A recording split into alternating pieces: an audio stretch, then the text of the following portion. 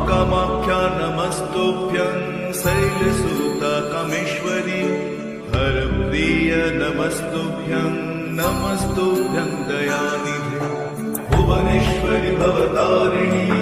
मङ्गलमोक्षप्रदायिनी कामनसिद्धकामेश्वरी शक्तिशैलसमन्विता नमो भगवते